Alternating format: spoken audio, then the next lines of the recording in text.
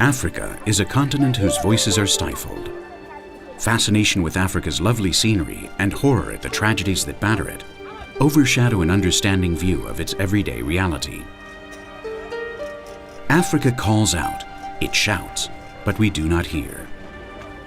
It calls out not for awareness or for solidarity, but for understanding, comprehension of its complex universe. A universe as complex as any other. Not the distancing that comes with deeming it an irrational, magical, mysterious world. All those adjectives with which we embellish what we do not know. Africans have their own take on the issues that affect them. On AIDS and emigration.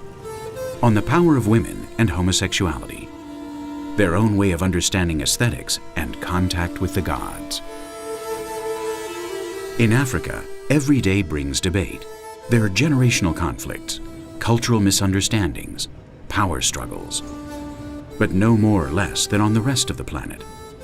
But on a continent where the internet has arrived while the tom-tom is still in use, the great debate is the conflict between modernity and tradition, about the model for progress to be confronted by new generations.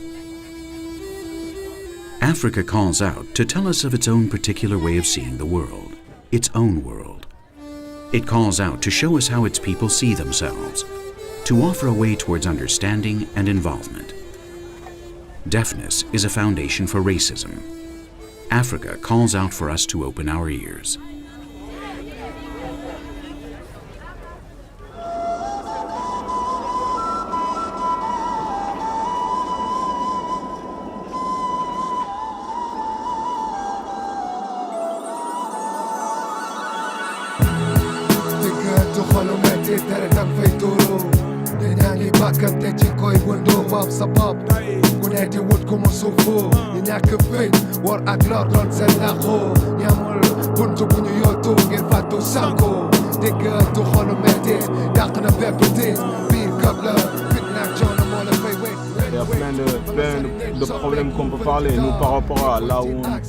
There are many problems to talk about the place where we live.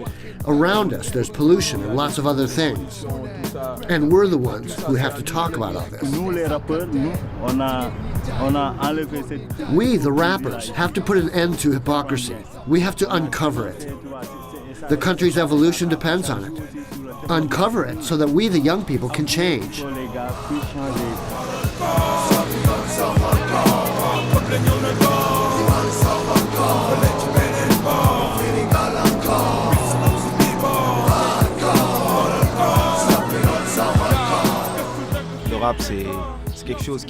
Rap is something we use against the system, to talk about everything that doesn't work.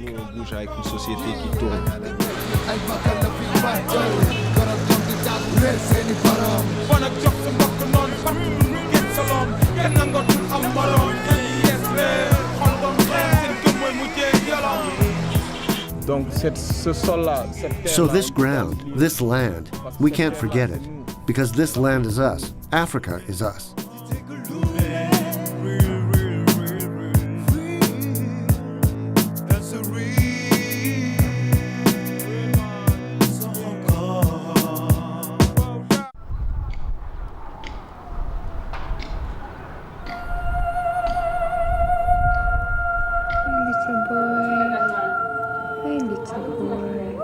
AIDS is the greatest human tragedy to have occurred in Africa in its entire history. A silent tragedy which is still taboo for most of the continent's cultures. But the numbers are clear and difficult to silence. More than 11 million people have died of AIDS in Africa in recent years. Of the 36 million people who suffer the illness worldwide, 30 million are African. 90% of those affected have no medical insurance or means to pay for treatment.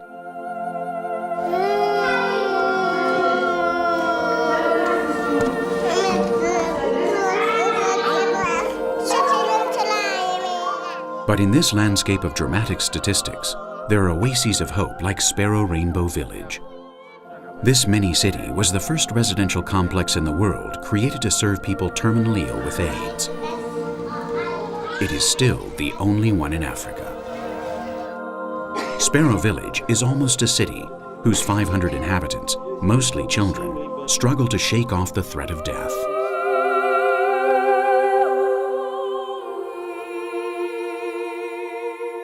This is our tree of remembrance, and you can have a look. Not all of the sparrows are on. Basically, all these little sparrows with the little names on and the date of birth and the date of passing away are done in remembrance of those people whom we've lost in the last 10 years. There should be over 700 of these little sparrows on the tree.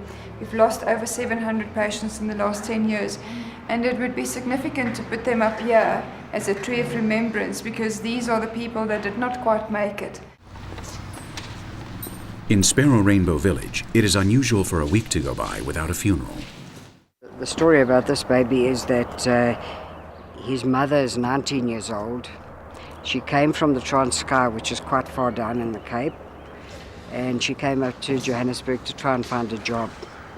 Like any young girl of that age, she obviously got sexually involved and got AIDS, not realizing it was less than 2 years ago. She's very ill, and she left the babies with the twins, with the neighbor who was here. And then she just couldn't cope, and she said she'd come back, she'd get money, but obviously she's not earning anything, and she may be living with somebody.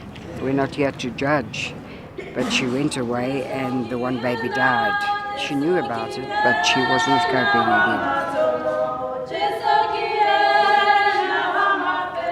And yeah, we're trying to get hold of her. Have many children died? Too many. Thank you.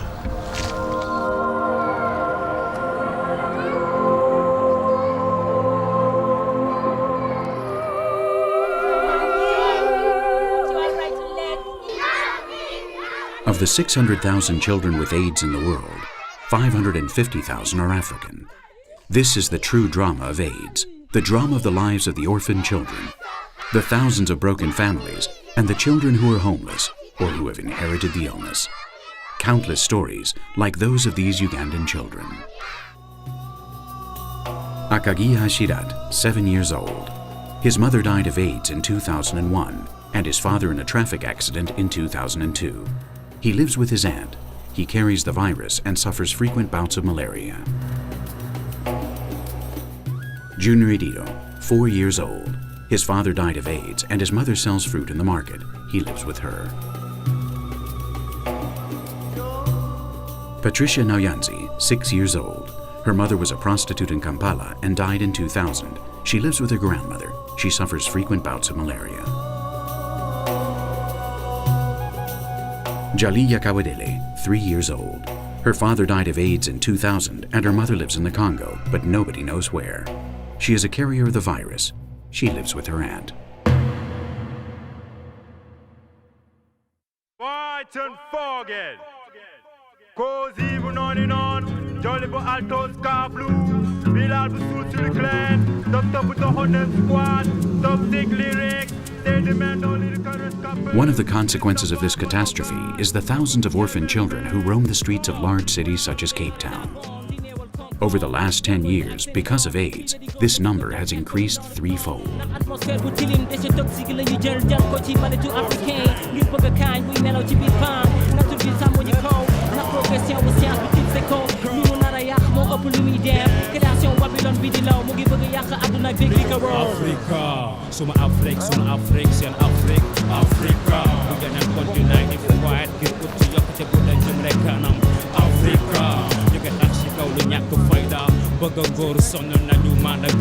No comments.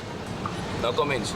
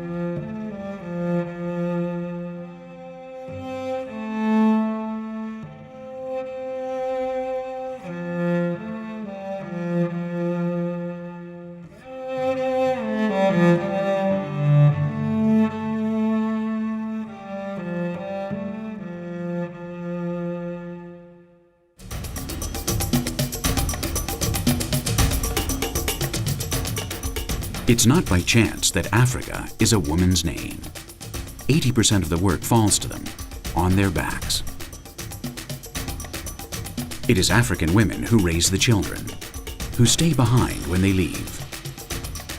It is because of them that this complex web of ethnic groups, languages, and mixed races is maintained in spite of the many difficulties.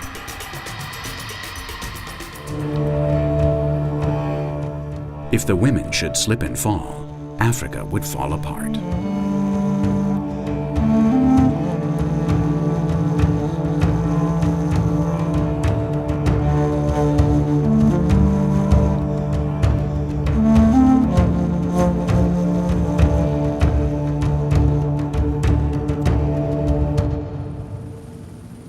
On the Bijagos Islands of Guinea-Bissau, in addition to bearing the burden of the hardest jobs, the women have real power.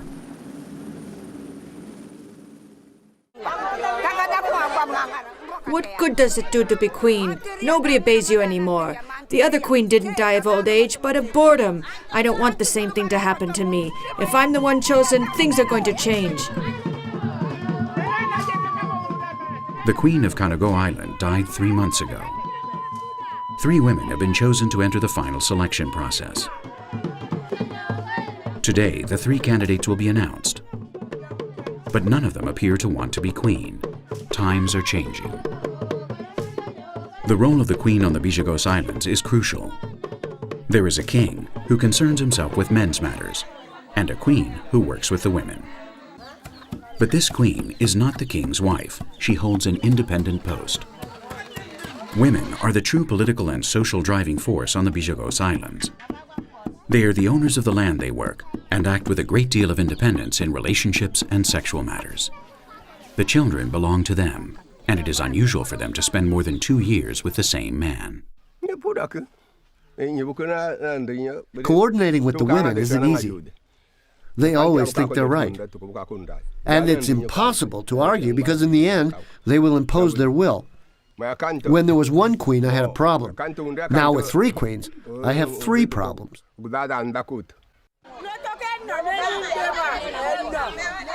This is our power. This is our weapon. We breastfeed our children, and it will be our daughters who feed our grandchildren.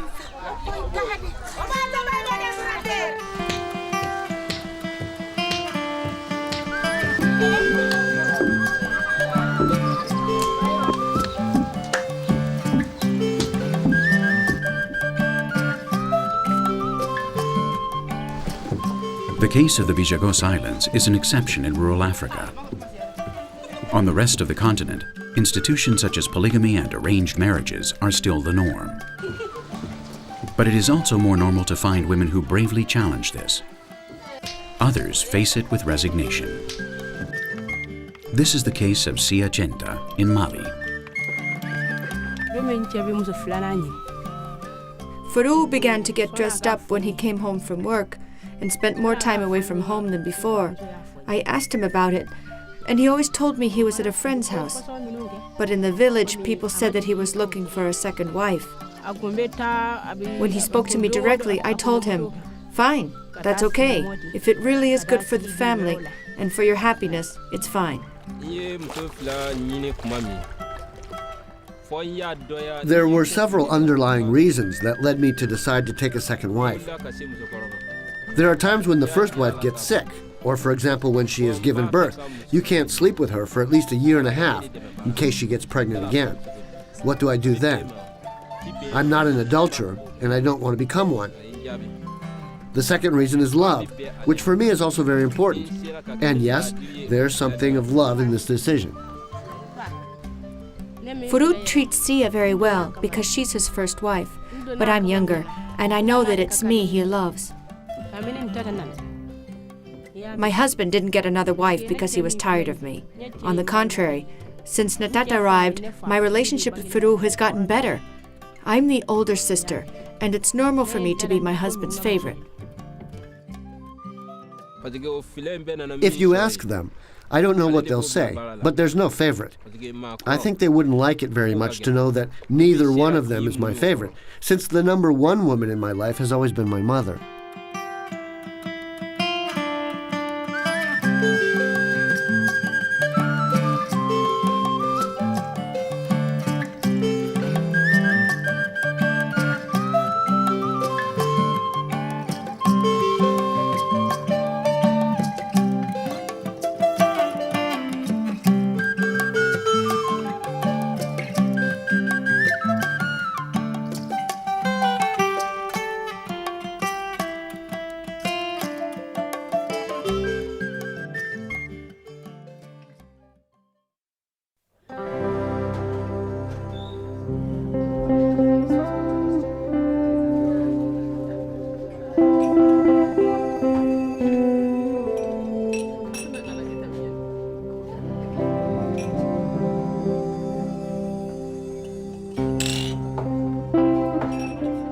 the other extreme, that of rebellious women, we find our next protagonist.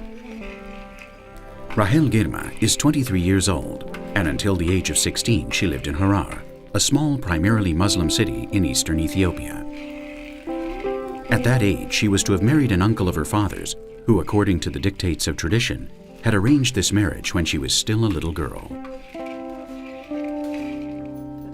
Rahel never accepted the agreement, and when the time for her wedding approached, she fled to Addis Ababa, where she works in a bar in the city center. At present, she is going out with one of the waiters in the bar. Okay, this is my uncle. Before he come in the house, he bring me presents. One day my parents are sleeping. I get up in the morning. I left my home. I take a taxi. I go to the radio. I take rain. I'm coming at this. After if I saw this, the city is very big and beautiful. I think myself I'm free. After I have little money, I must go in hotel. I find a job. After I get this restaurant, Milk Coast restaurant, we work each other one guy. One day he asked me to invite to me. We go together.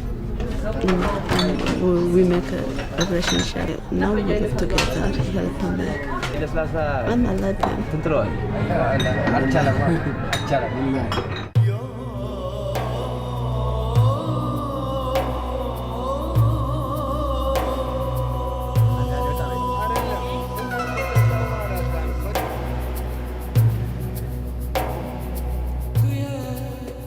Ethiopia is a Christian island surrounded by Muslim countries. Harar is an island within an island, a Muslim city set in the center of Ethiopian Christianity.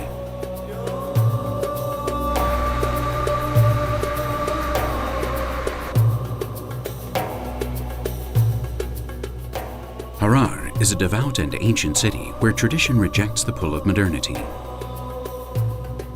A city in which arranged marriages are still an entrenched tradition.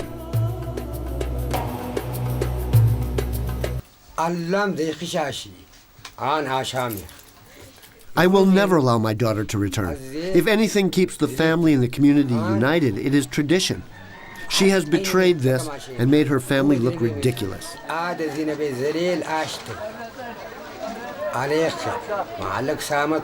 I supported her ever since she was a baby, paying her expenses all her life, and she ran off with the money I gave her.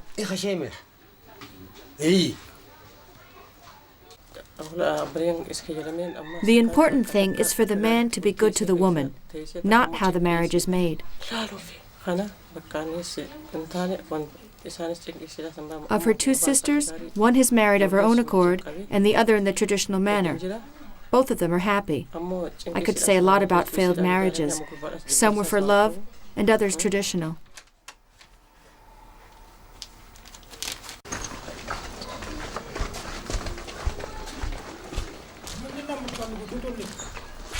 ምንም ነገር ልቀበላችሁ የማልችል ሰው ነኝ እና ስለዚህ አናውቃቸውም እኛ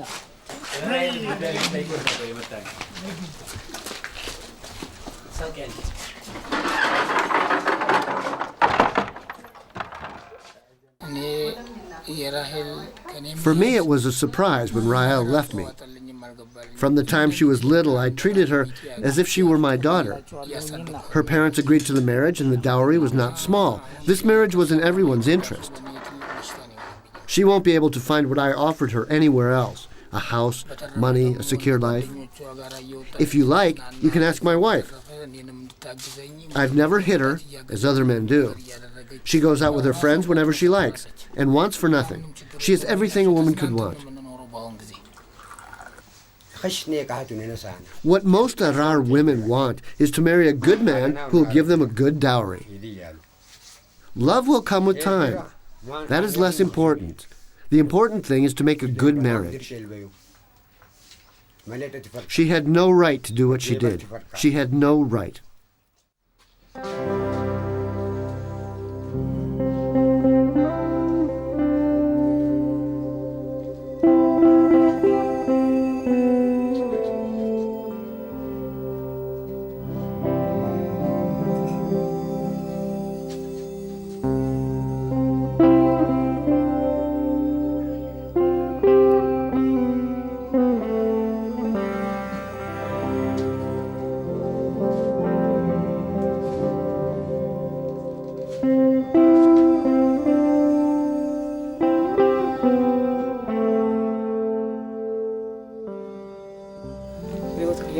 If it had been up to me, I would have let her choose a husband. But women can't decide in this matter. What Ral did isn't right, but as a mother, I want her to come back. I hope she comes back.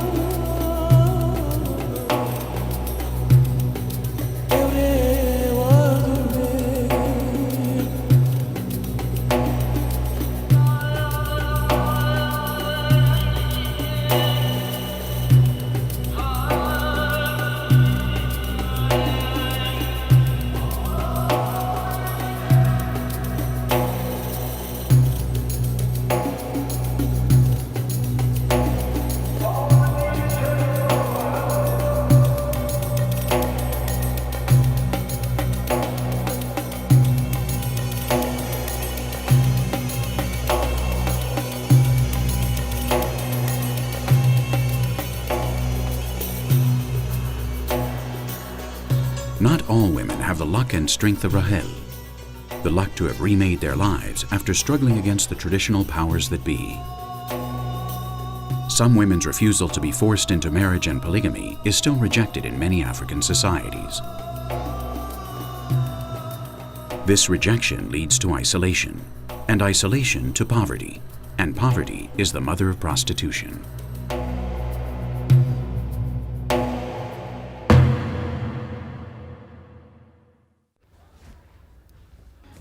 It depends. Some people can offer 5,000.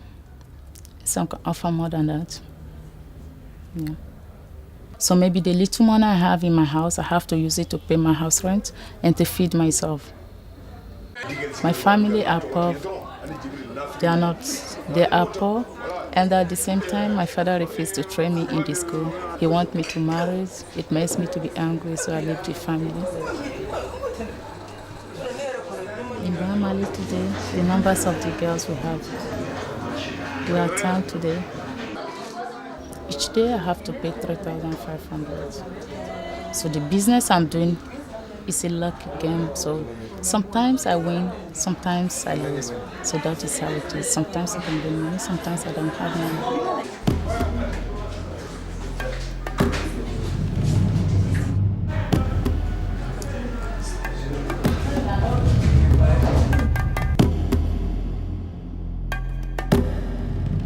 Of course, I'm afraid of fights. I don't like fighting in my life.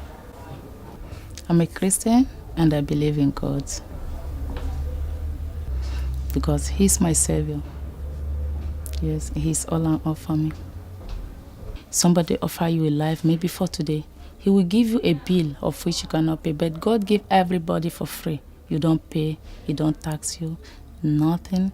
We commit a lot of sin and He still forgives us. When you pray for forgiveness, He forgives you.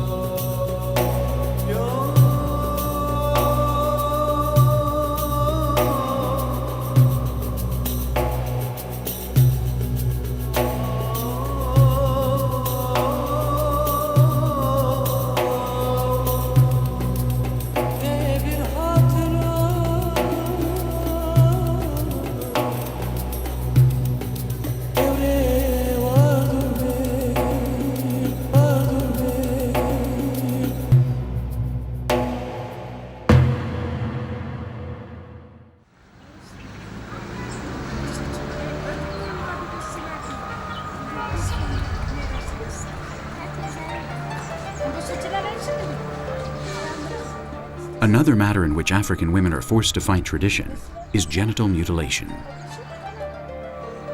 Tetena Alemu is an Ethiopian woman who was sexually mutilated during adolescence. Female genital mutilation is also known as excision, and there are several ways to perform it. Total excision is the elimination of the labia minora and the clitoris. This is what was done to Tetena when she was still a girl. One of the objectives of this practice is to destroy women's sexual appetite. It was a long time ago, but I remember that I was really afraid. Several women held me down. They opened my legs and cut me with a razor blade. I bled a lot.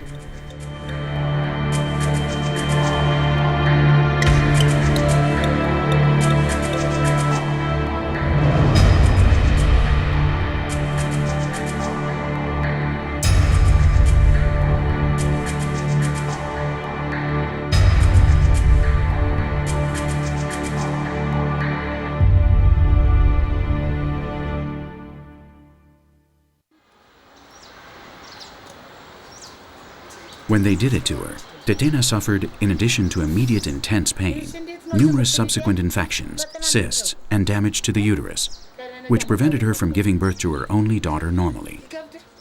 A poorly healed fistula which formed during labor brought her new infections and the repudiation of her husband, whose family, in collusion with her own, had forced her to be mutilated. Tetena then fled to the capital with her daughter Sophia. In rural Ethiopia, where Tetena comes from, 90% of the women are excised. A woman is not considered complete until she has suffered clitoral mutilation.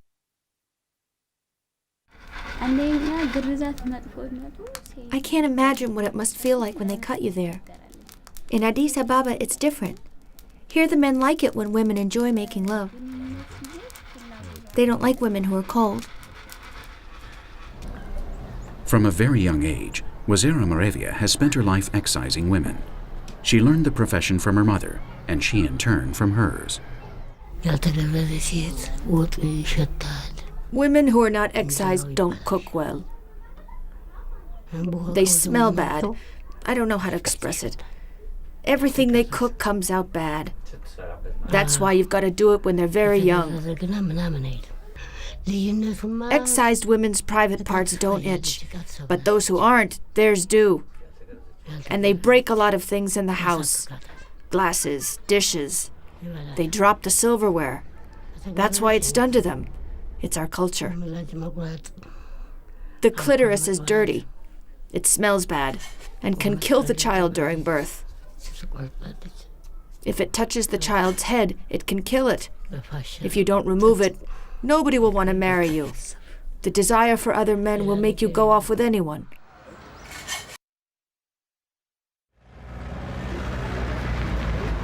None of the Ethiopian religions openly supports female mutilation. Muslims, Christians, and animists all practice it equally. Although some justify it on religious grounds, it is a custom that goes beyond religion.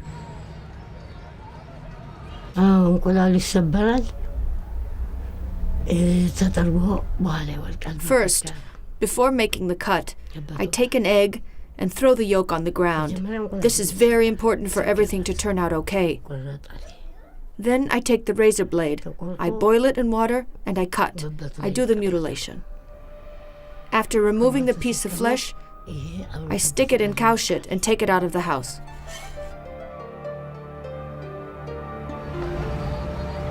Excision is an ancestral tradition deeply rooted in the universe of Ethiopian culture and that of another 27 African countries. In the year 2000, 2 million African girls were mutilated. The law prohibits it, but it is a custom and continues to be done all over the country. It's a tragedy for all of us, but it's our fault for letting our daughters continue to go through this just because it's tradition.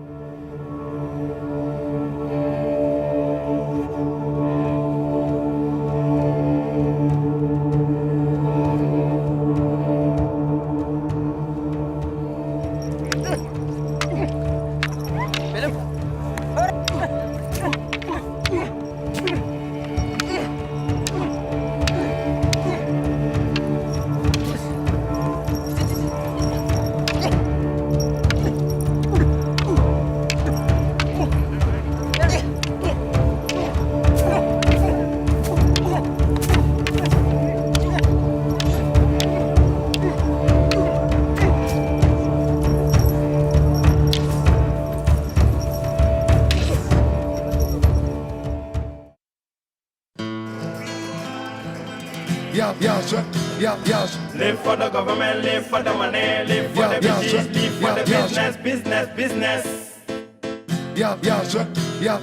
Live for the government, live for the money, live for the business, live for the business. African tradition also has its own aesthetic sense. According to this tradition, a beautiful woman should be largely proportioned and know how to satisfy all her man's needs. For this reason, to recover the traditional sense of African beauty, the Miss Jongama contest has been held for some years in Senegal. The participants must be single women. This contest is the shortest route to getting a good husband. My dream is to get a good husband, a husband who doesn't leave. Men today will go right off with another woman, and when they return, they start with their stories, this, that, and the other thing. I want a good man, a serious and responsible man. I'll be his wife from top to bottom.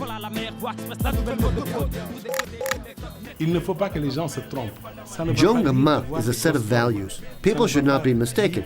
Jongama doesn't just mean fat women. I don't mean she's deformed. Jongama includes a set of values. It is the feminine ideal for us Africans.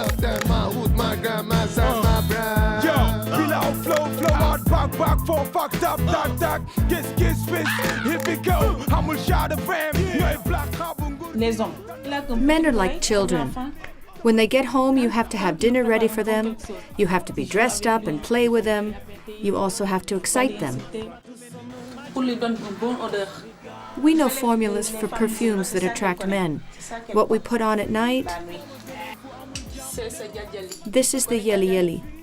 You dip it into the perfume, and it's our most important weapon. The perfume attracts the men, but the necklace traps them, stops them from leaving your side.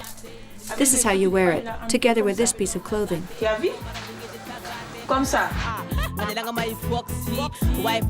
Women are the main guardians of tradition, and at the same time, it is they who struggle to break its chains. And at the epicenter of that tradition, which they work to preserve, we find marriage relations, the family. Even today, for the vast majority of African women in both city and country, their greatest dream is to get a good husband and have lots of children. I won't accept marriage to someone who makes me stay at home. I categorically refuse because I want to be of use. I want to move. I can't sit still in one place. It's impossible. When I'm still, I go crazy. I can't stand it. Woman is the accompaniment to man. Women's liberation is not only about going out to work. Women's liberation is a cliché from the 1970s. We have to move on. I'm against polygamy. I can't stand to have a husband and share him. It's impossible. Love is just that, love. There are other things more important than love. Stability, for example. Security, knowing that neither I nor my children will ever want for anything. I'll give the man who marries me what he wants. Pleasure and children. And he'll give me what I want, security. It's a good trade.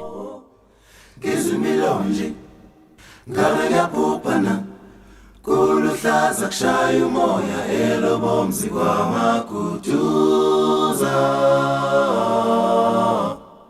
Kizimilonje ngabe ngiyaphuphana Kuluhlaza kushaya umoya elobomzi kwamakutuza Ngibona ubuso bakho ngabe ngiyaphuphana Ngikuthanda umamatheki izihlathi sicwele uthando namazinyo uthotho hamba jubalam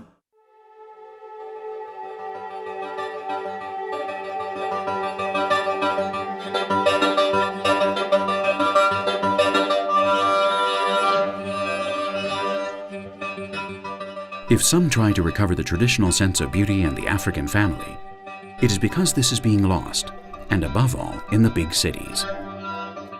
Western canons of beauty are taking over. Men prefer women who are tall and slim, and the women want to lighten their skin to look like white women.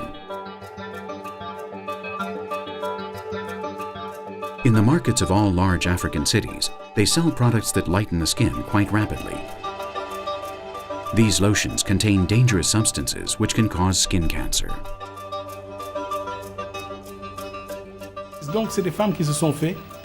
There are women who have fallen into the trap of lightening their skin, but that doesn't make them white, and there are also risks.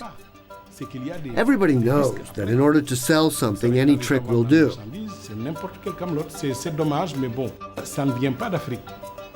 But this doesn't come from Africa. The products sold to these women are products made in Europe or the United States.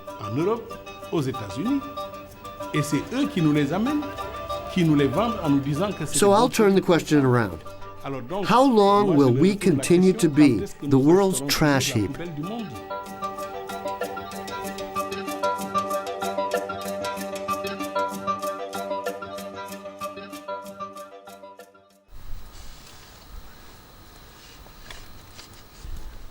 But in reality, the flow is two-way. Because tattooing and piercing, two types of body art that have become fashionable in the West, both originate in the traditional African universe. In southern Ethiopia, and in many other corners of Africa, people have tattooed, scarred, and modified their bodies since time immemorial.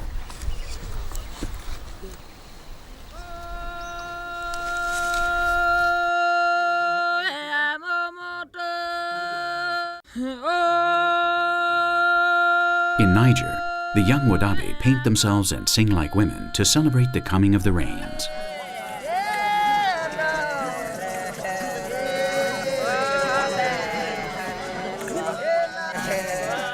The Wadabe illustrate that drag queen cultures existed in Africa for a long time. Dreams just about to come true. Life's not as bad as it may seem if you open your eyes to what's in front of you. Another of the great silent conflicts affecting the continent is homosexuality.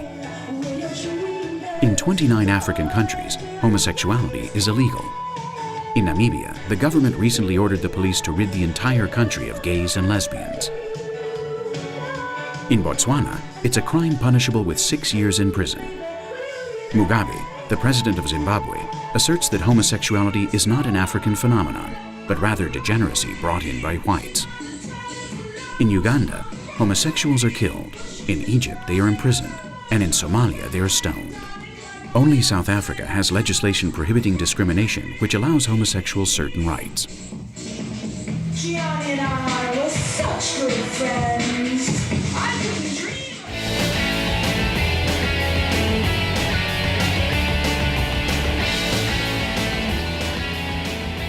Siegfried and Dean are a gay South African couple who have not found it easy to be accepted as such. Until 1994, under apartheid, being homosexual and black was equivalent to being destined to end up either dead or in jail. A recognized racially mixed gay couple was absolutely unheard of. Siegfried and Dean are the result of the new South Africa.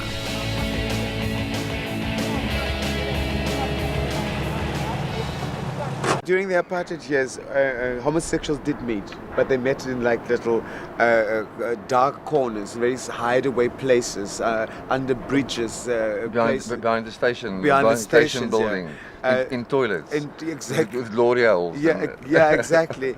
And under the piers, they would meet there. It is something that is taboo. It's a tradition. Yeah, and I think what is so sad about it is because it is so secretive, and its people are not informed. It has become the breeding place to spread HIV and AIDS because no one talks about it. It's taboo. It's forbidden to speak in Muslim countries. And I know of Muslim people, Muslim communities. Oh, I must be careful with this.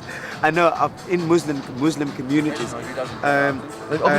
homosexuality is being practiced. The man is married. There's probably an effeminate boy living in his house that he to work or takes care of.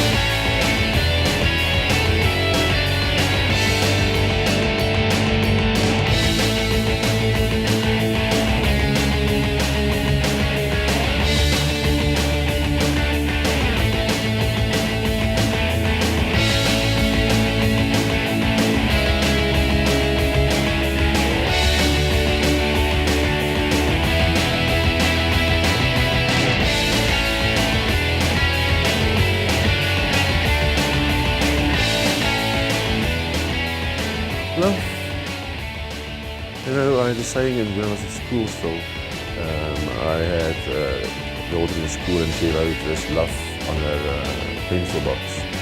And the mother exclaimed, "What is love? What is love?" Misunderstanding between two fools.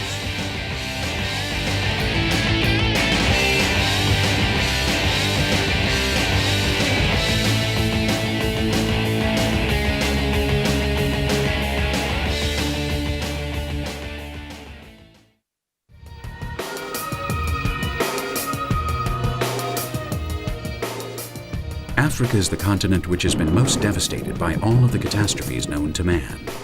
However, it is still a living land that regenerates itself with the same rapidity with which it is destroyed. A land expert in offering solutions to impossible problems. If Africa survives, is reborn, and grows in spite of its difficulties, it is thanks to its mechanisms of internal solidarity, the self-help systems which it has generated to meet the needs of the most disadvantaged.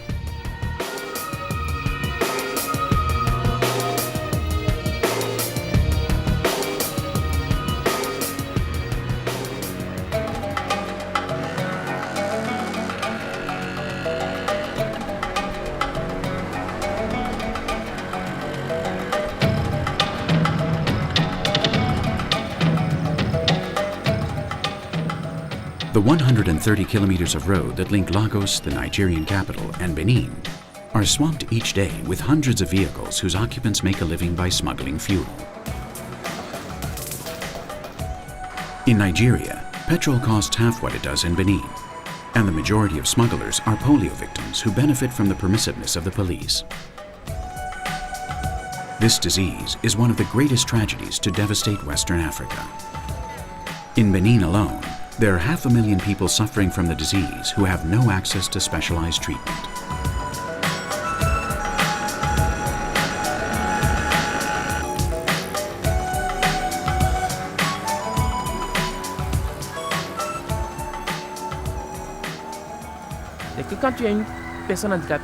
To be physically disabled is to be marginalized by society. People say that the handicapped are hidden away in the attic, but I wanted to do more than that.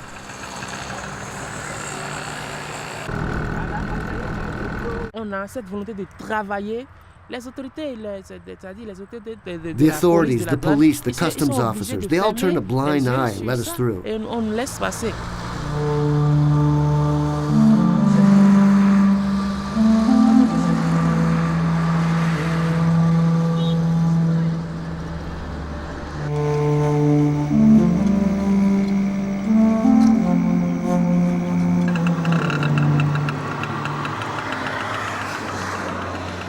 Along the road, an atmosphere of solidarity has grown up which makes the polio victims' work easier. During the journey to the Nigerian border, they are usually accompanied by a mechanic to help them with any problem that might arise along the way.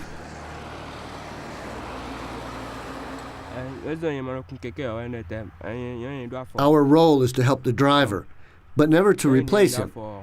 I'm here to help if there's a breakdown or with any problem we might come across on the road.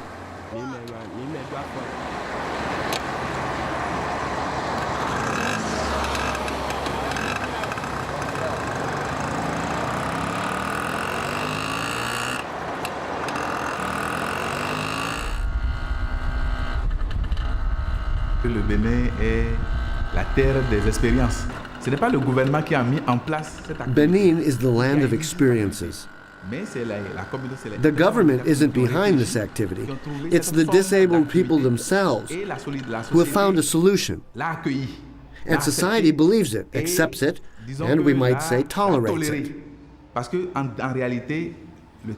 Because in reality, transporting fuel is illegal. Polio wreaks havoc in sub-Saharan Africa, and above all in Benin. Today, 7% of the population suffers from the disease, but unfortunately, only 1% of these receive proper care.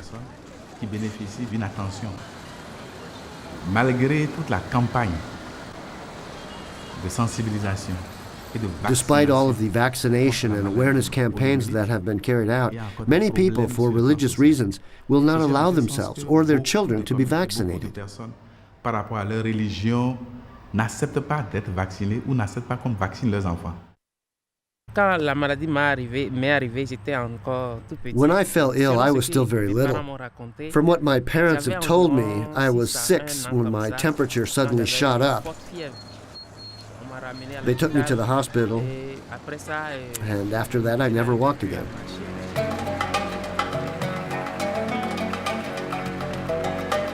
Quand on est handicapé, c'est tout un complexe.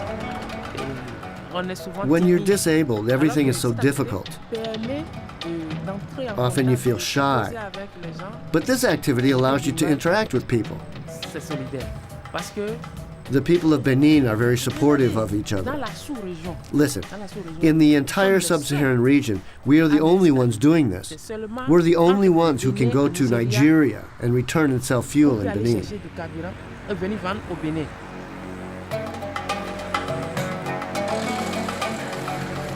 With a full tank, Hervé and Boris have to return to Benin, where they will sell the fuel. In spite of the danger, and thanks to the collaboration of others, this activity allows Hervé to earn a living in a dignified way. The polio victim fuel smugglers are just one case. In Africa, there are thousands of stories like this.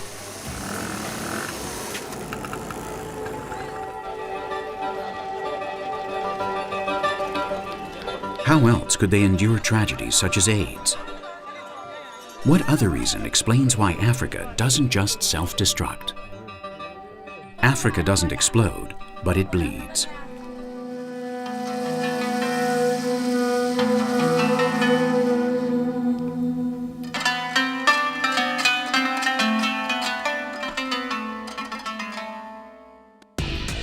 Emigrants are the blood of a continent whose vitality seeps away through the cracks of desperation.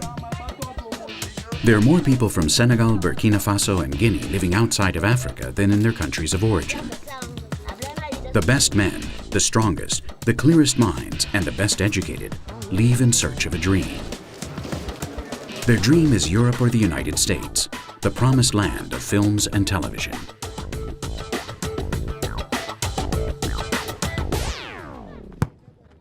This is the case of André Kane, a young Cameroonian who plays football in the Chad First Division. When I get to Europe, I'd like to play on a French team. Above all, Bordeaux, for maybe 2 years. Then I'm going to try to go to Spain or England. In England, I want to play for Liverpool. Si c'est possible. En Espagne, j'aimerais jouer dans Real de Madrid. And in Spain for Real Madrid. That is, God willing. André lives and works in the Rio Cinema in the city of Jamena. It was his father who got him started in this line of work. As a football player, he doesn't get paid anything. This job allows him to earn a living.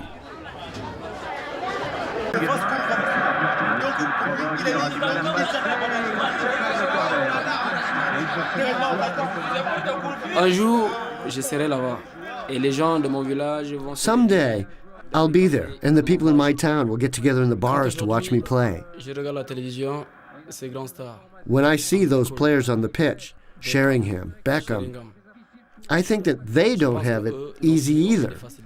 And when they were my age, they dreamed about being a big star too. And why not me?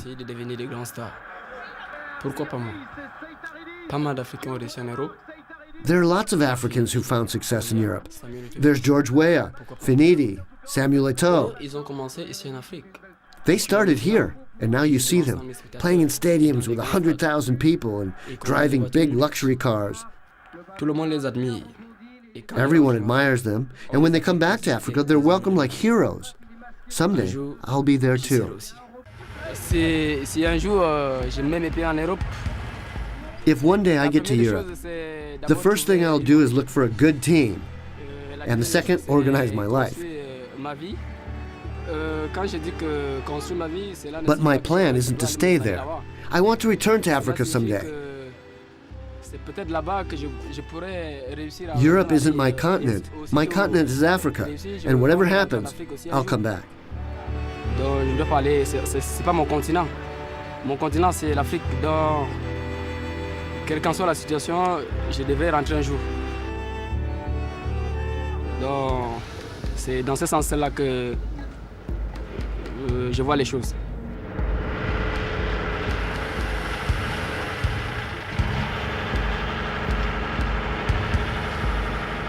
Cette lumière. That light. Ça fait des mois que je me réveille pendant. For months, I've been waking up in the middle of the night and seeing that light. At first, I think that the projector lamps are still lit. But then I remember what it is and the light goes out. But then I can't sleep. They also say that many don't get there, that their boats sink and they never reach the coast. I'm going to get there. God willing, I'm going to get there.